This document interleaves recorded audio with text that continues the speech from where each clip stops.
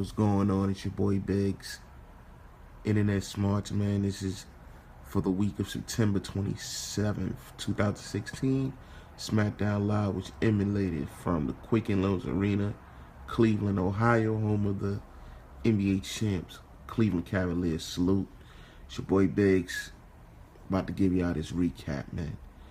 First and foremost, I gave this show a 4.5 out of 5. This was, in my opinion, the best show post-brand split. Even better than the first night of the brand split with Raw.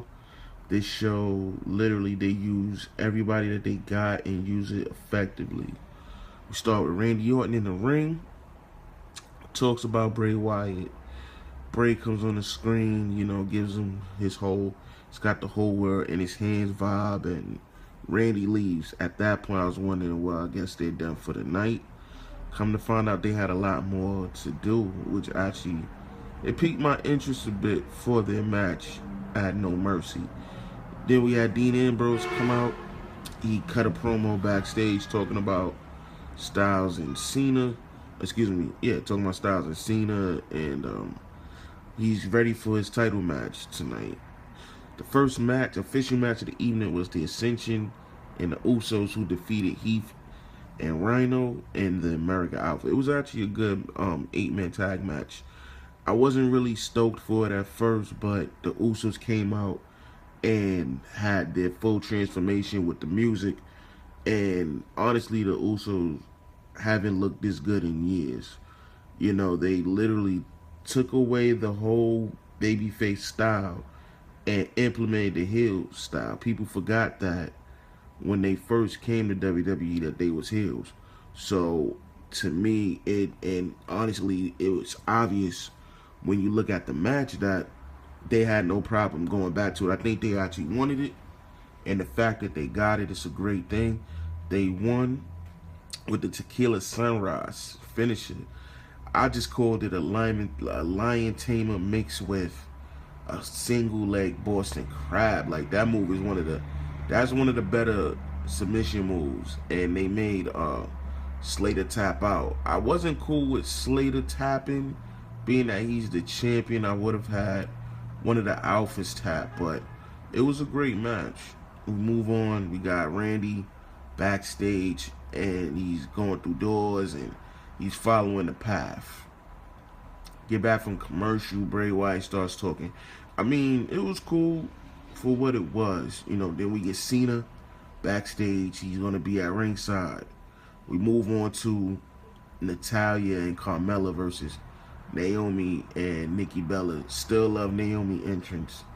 And this match went about 10 minutes or so. Carmella got the win for her team.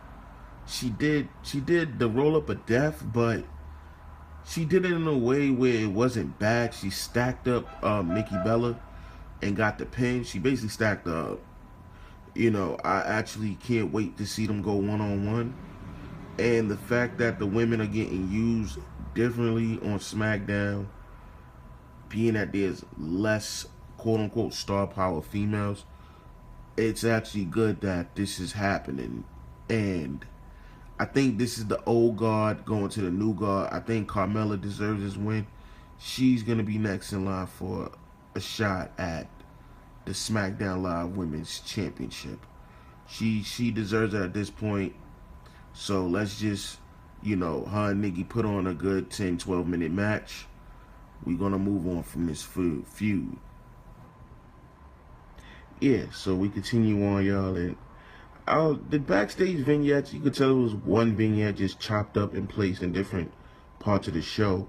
Randy's backstage. In a little side note, this is the same building that Mick Foley and The Undertaker tried to kill each other in the Boiler Room Brawl about 20 years ago. So you can look that up on the WWE Network, actually.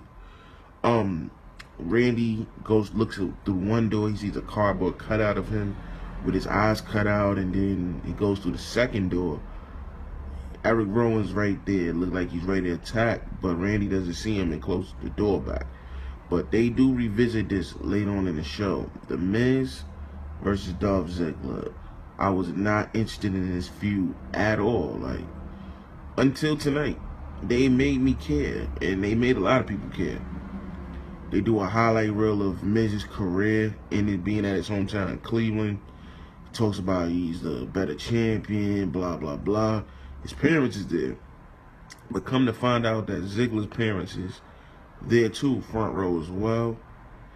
You know, Miz does what he does, and then Ziggler comes out. This is where I feel like the whole feud took a turn. They let Dolph talk, and he basically spoke from the heart. You could tell that this was, honestly, I think these were his words. And he said he needed one more shot, like I've been saying, the Christian theory. But he's putting his career on the line. I heard a rumor that his contract is up next month. So I'm assuming if that's true, he didn't sign the extension last year. So this is going to be interesting. Is he going to sign in time, win the title, or is he just going to lose and that's it? I hope he wins. I'm not even going to lie. I hope he wins. I don't want him to leave. He's been misused. His last real legit possibility of being the face of the company was in 2014, bro. It's like almost 3 years ago. So I'm hoping that he wins. But this is a great promo. It's going to be career versus title. The IC title is in a bigger spotlight right now than the mid-card's US title on Raw. Let's just keep it real. Becky Lynch comes out to have a match against we don't know who, because my boo Alexa Bliss, she took her out.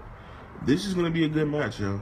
The SmackDown Women's Division is arguably on par with the Raw division of the women. We move on. Bray Wyatt, we have one more backstage segment with Bray Wyatt, Randy, and come to find out Randy has on Eric Rowan's mask. Surprises Bray. They have a mini brawl. Then Randy sits in a chair with the mask on and does the Rowan. Funny as shit. We get to the main event. Not gonna hold y'all much longer. AJ versus Dean. AJ did retain the title, but the ending saw Dean and John have an interaction. Dean gets back in the ring. Cena basically distracted and caused Dean the championship. Then at the end, Cena does what he does. You know, you got to get that cheap. Cena pop at the end. AA to Dean. AA to Styles.